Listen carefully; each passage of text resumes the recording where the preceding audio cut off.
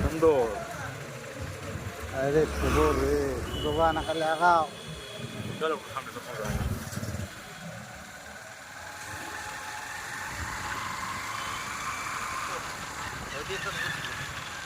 দেখে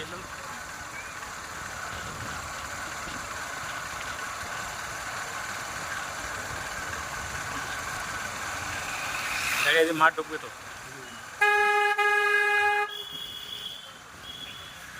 high voltage বলে, high voltage বলে।